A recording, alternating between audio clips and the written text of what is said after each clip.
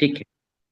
malnutrition So, split video, हाँ. so malnutrition, there are so many classification. One is Gomez classification.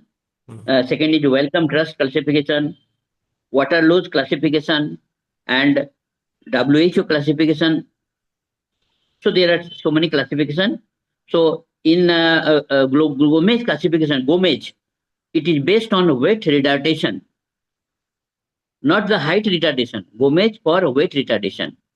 The child's weight is compared with the normal reference child, that is 50th percentile of Boston standard. 50th percentile of the Boston standard of the same age. It is useful for population screening and public health evaluation. This is important. So Gomez classification पूछेगा कि किसके लिए होता है. It is useful for population screening and public health evaluation. दो चीज के लिए हम इंपॉर्टेंट है Gomez classification. Now weight for age percentage. Weight for age क्या होगा कि weight of the patient and divided by weight of normal child of the same age. Normal child को हम लोग स्टैंडर्ड मानते हैं तो उसका देखेंगे into 100. So wait for as इसको इंपॉर्टेंट है.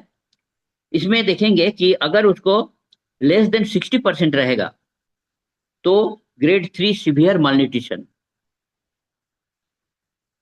Weight for age per in percentage. Weight of the patient, that is baby, diseased baby, divided by weight of the normal baby at that age and into 100. So if there is less than 60%, then grade 3 severe malnutrition. अगर 90 to 110 होगा तो normal baby. This is very important. Now Wellcome Trust classification में कुछ नहीं है. Evaluation of chilled with oedema, उसमें oedema entry कर दिया. गोमेज क्लासिफिकेशन में इडीमा को इंक्लूड कर दिए हैं. तो that is Wellcome Trust classification. इसमें दो चीज बता है, एक तो इडीमा रहेगा, एक तो इडीमा नहीं रहेगा. अगर 60 to 80% रहेगा वेट फॉर एज और उसको इडीमा रहेगा तो दैट इज क्वाशियर कर. अच्छा. अगर उसको इडीमा नहीं रहेगा तो अंडर न्यूट्रिशन. ठीक. ओके. ठीक. अगर लेस देन 60% रहेगा विथ इडिमा तो मैरस्मिक क्वासियरकर. और अगर इडिमा नहीं रहेगा, लेस देन 60% रहेगा तो marasmus. Hmm. So less than 60% without oedema marasmus and 60 to 80% with oedema kwashiorkor. This is this Wellcome classification. Hmm. Okay. ठीक है. सो ठीक है. हम्म. बोलते हैं ना कि अभी हम लोग. मैरस्मस का जो बच्चा होता है वो छोटा बंदर जैसा होता है. मतलब वो क्या करेगा, हाँ. एकदम भूखा रहेगा, वोरेसियस ईटर है. उसको जो दीजिएगा सब चिकमंग खा फैसी. जाएगा. कॉशियरकर चिकमंग का फैसी. बेटा जो बच्चा होता है वो मोटा होता है एकदम. ठीक मोटा है. तगड़ा रहेगा, और मोटा एकदम वो रहेगा. खाएगा ही हाँ. नहीं, उसके सामने खाना भी दे दिएगा वो नहीं खाएगा. तो नहीं मेल खाएगा. न्यूट्रिशन भी डिफरेंट टाइप्स का हम लोग ये कर सकते हैं, उसका एपेटाइट से हाँ हाँ. लेके उसको डिफरेंशिएट सब हाँ. करने में, मतलब आइडेंटिफाई करना कि कौन सा है, ये कौन सा स्टेज में पहुंचा है ना. हम्म. और उसका स्किन का हम लोग पिंच करते हैं, हम लोग देखते हाँ. हैं. उसका डिफरेंट क्राइटेरिया है. हाँ. तो ये तो हुआ classification of PEM based on body mass index. Hmm. This is important. Classification of protein energy malnutrition based on body mass index. So BMI अगर लेस देन 20, मोर देन 20 रहेगा तो नॉर्मल बेबी है. अगर लेस देन 16 रहेगा तो severe malnutrition. ये important है. More than 20 normal, less than 16 severe malnutrition. In the mean time पिताजी मार्जिनल मिड में तो वो देना जरूरत नहीं है. ठीक है. मोर देन 20, लेस देन 60, ये यहाँ रिमेंबर करने का.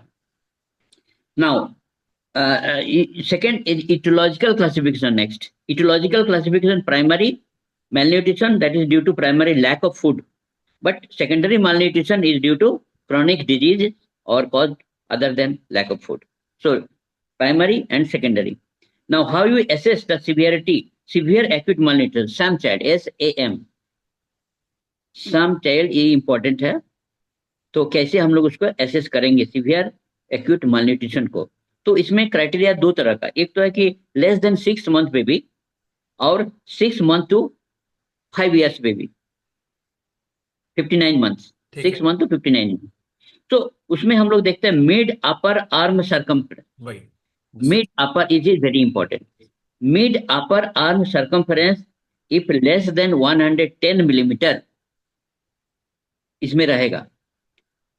Wait for height, weight for height medium less than 70%.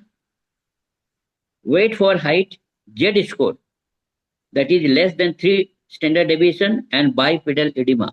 So these are the criteria for severe acute malnutrition Right. in 6 months to 5 years baby. So उसमें important क्या है कि mid arm this upper arm Upper arm. circumference less than 110, weight for height median less than 70%, and weight for height Z score less than 3 standard deviation.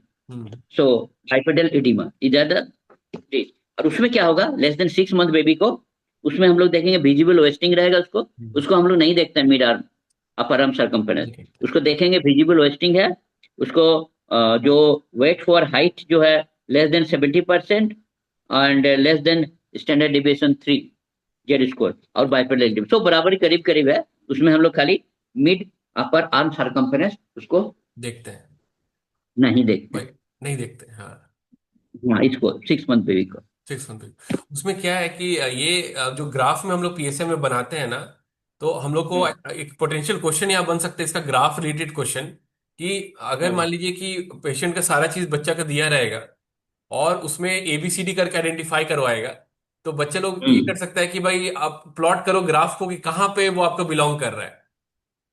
तो इस तरह के question बना सकता है जो मतलब थोड़ा सा दिमाग लगा के, कि बच्चे लोग को ऑन द स्पॉट अपना सोचना होगा कि ग्राफ कहाँ पे बिलोंग करेगा, एबीसीडी करके दे देगा और वो बस जो कलर चार्ट्स रहते हैं उससे पता चल जाएगा कहाँ पे एक्चुअली किस तरह का आपका मेल न्यूट्रिशन है। हाँ गुड गुड। अब हम लोग एक इंडिकेटर में आते हैं, इंडिकेटर्स ऑफ अंडर न्यूट्रिशन। एक तो होता है स्टंटेड, स्टंटेड मतलब क्या हुआ, हाइट कम हो गया, कम हो गया। एक हुआ वेस्टेड, वजन कम हो गया, underweight and hidden hunger, 4 group में आता है। तो वेस्ट स्टंटेड जो है उसका इंटरप्रिटेशन हम लोग क्या करेंगे, इंटरप्रिटेशन है low height for age, low height for age being too short for one's age. इसका क्या होगा, it is the indicator of chronic malnutrition, this is important. Okay. In examination question asked that what is the indicator of stunted growth, so it is chronic malnutrition, the result of prolonged food deprivation and illness, this indicate stunted growth. But wasted जो है low weight for height, low weight for height being dangerously thin for one's height, so it is suggested acute malnutrition. हाँ yes, so wasted acute malnutrition, stunted chronic malnutrition, ये important question आ सकता है, आया हुआ है। It is a question और exam में confusion यही पे हो जाता है कि भाई क्या था, हाइट से वेट था, वेट से हाइट था, वेट टू वेट था, क्या था, उसी में कंफ्यूजन हो जाता है ऑप्शंस में। हाँ तो हमको याद रखना कि स्टंटेड जो है क्रोनिक होता है, धीरे धीरे वेट हाइट बढ़ता है, और वेस्ट तो तुरंत हो जाएगा, तो एक्यूट एक्यूट malnutrition वेस्टेड, ठीक है। और अंडर वेट में क्या होगा कि low weight for age, so combined indicator to reflect both acute and chronic malnutrition. Underweight दोनों में होगा, acute and chronic दोनों आ जाएगा। and one is hidden hunger, hidden hunger क्या है, micronutrient malnutrition, micronutrient deficient in vitamins and minerals। तो 4 group हो गया, stunted, wasted, underweight and hidden। तो 4 को में हमको देखना है कि acute malnutrition wasted, chronic malnutrition stunted and underweight दोनों में होगा, हाइडन हंगर में न्यूट्रिशन एंड मिनरल, तो 4 को गुट्टे पे, राइट, ठीक है। ठीक है, तो टुडे ओके। तो इसके अलावा जो है कुछ कुछ पॉइंट्स जैसे पीएसएम में और पीडियाट्रिक्स दोनों में कंबाइन आता है, वो होता है डिहाइड्रेशन।